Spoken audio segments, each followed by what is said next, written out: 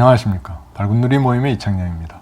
오늘은 요즘에 한창 말이 많은 싱하이밍 주한 중국 대사의 발언에 대해서 한번 생각을 해보도록 하겠습니다.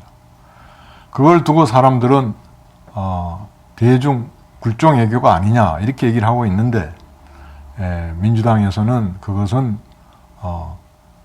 정부 대일 굴욕 애교에 대한 균형 애교다 이렇게 얘기를 하고 있습니다.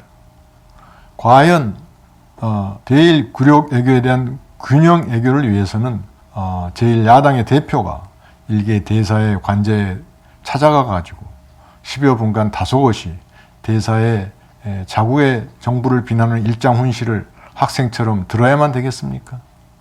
그거는 그 민주당의 일부 의원들도 지적하는 것처럼 당연히 그 자리에서 그거는 그렇지 않다고 지적을 했어야 됩니다. 무슨 우리가 중국의 속국입니까? 왜 그 일개 대사의 그런 주제 넘은 훈계를 우리나라의 제1야당, 그것도 가장 의석이 많은 거대 야당의 대표가 가서 다소곳이 앉아서 경청을 하며 그들의 귀를 북돋아 줍니까? 그거는 잘못된 겁니다. 그거는 굴종 애교입니다. 균형 애교가 아니라. 대일 애교가 아무리 굴욕 애교라 할지라도, 그리고 자국 정부가 아무리 잘못했더라도 상대방 일개 대사가 자국을 비난하는 것을 그대로 듣는 것은 우리 국민의 자존심을 짓밟는 행위입니다. 그래서는 안 됩니다. 자, 그렇다면 그 반대편에 서 있는 굴욕 애교는 어떻습니까? 굴욕 애교, 제가 볼 때는 맞습니다. 대일 굴욕 애교. 국민들의 절대 다수가 그렇게 해서는 안 된다는 일을 대통령이 혼자서 임무로 독단적으로 해서는 안 되죠. 그렇게 박근혜 대통령 시절에 했다가 다시 문재인 대통령 시절에 완전히 뒤집어졌지 않습니까? 그런데 국민들의 전체적인 동의도 구하지 않고 대통령이 일방적으로 국민 절대다수가 반대하는 그런 일본에 양보를 하는 일은 있어서는 안 될 겁니다. 최근에 여론조사를 보더라도 일본 사람들은 한일 관계가 좋아졌다. 80%가 그렇게 동의한다고 합니다. 왜 그러냐? 한국이 너무 많은 양보를 해서. 그런데 원래 일본 조야는 한국은 누르면은 되게 돼 있다 이렇게 생각을 한다는 겁니다. 이번에도 계속 아베부터 시작해가지고 눌러오니까 결국은 윤석열 정부 들어서 자기네들한테 항복을 했다 이렇게 본다는 겁니다.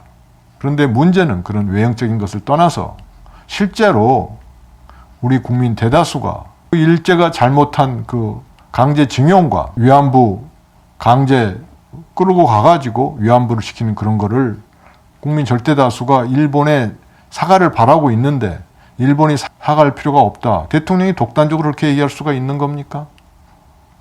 대표는 자기를 뽑아준 사람들의 의사를 모아서 대표하는 것이지 자기를 뽑아준 사람들의 의사에 반해서 자기 멋대로 결정하는 게 아닙니다. 대통령도 거기서 예외가 될 수가 없습니다. 그렇게 하는 사람은, 자기 멋대로 하는 사람은 독재자입니다. 독재를 하지 않으려면은 국민의 의사를, 국민의 자존심을, 국민의 절대 다수의 의사를 존중하고, 만약에 잘못된 것 같으면은 국민한테 설득하는 과정을 거쳐야 됩니다. 예전에 세종대왕께서는 어떻게 했습니까? 국민들의 지지를 받지만은 조야의 신하가 많은 반대를 하자 10여 년에 걸쳐서 쉽지 않았던 여론조사를 해가면서 농지법을 개정했다고 그러지 않습니까? 그래서 그게 2조 전 시대에 걸쳐서 그게 유지가 됐다고 그러죠. 훌륭한 주도자의 전형이죠. 왜 멋대로 합니까? 대일 굴욕 애교 해서는 안 됩니다. 일본은 우리한테 사과하는 게 마땅합니다. 그들한테 그들의 잘못이 없다고 이렇게 면제해줘서는 안 됩니다. 우리가 아쉬운 게 뭐가 있습니까? 예전에 3, 4년 전에 소위 말하는 일본이 무역전쟁을 시작을 했죠. 한국이 반도체가 센데 반도체 소재 부품을 우리가 막겠다 이렇게 했죠.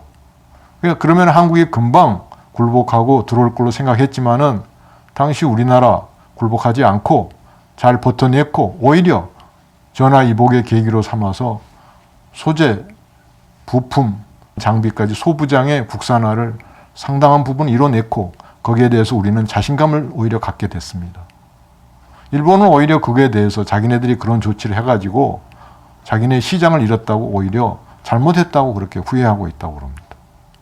중국도 마찬가지입니다. 중국에 우리 기업들이 이게 걸려 있으니까 우리가 중국한테 굴종해야 됩니까? 이미 중국의 자국에서 필요하지 않은 거는 우리 기업들 다 시장에서 배제됐거나 쫓겨났습니다. 사드 사태에서 롯데 쫓겨난 거 보십시오.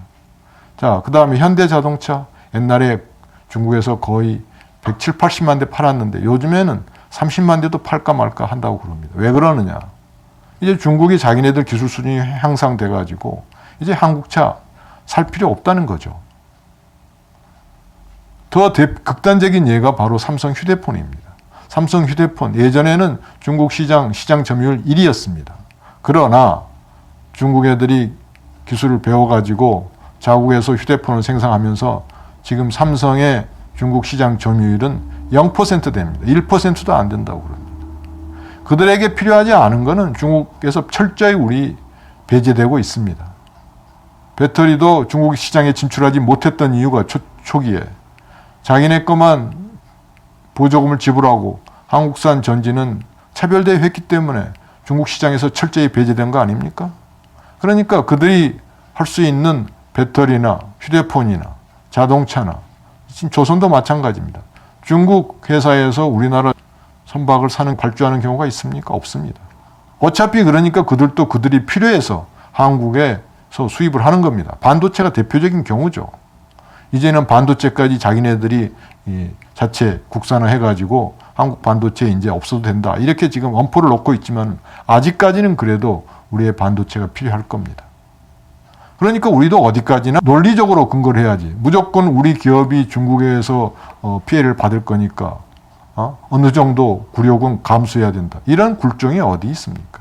그러면은 이익을 위해서는 자주 독립국으로서의 위신도 저버리고 굴종을 해야 되겠습니까? 이익을 위해서라면은 타국에 종속돼도 좋습니까? 그래서는 안 됩니다. 호주 보십시오. 얼마나 그들이 그 많은 지하 자원을 중국으로 수출하고 있지만은 중국이 협박을 했지만은 굴하지 않았습니다. 다른 서구 선진국 다 마찬가지입니다. 이익에 굴복하면은 자기 나라의 자주 독립성을 버리는 거죠.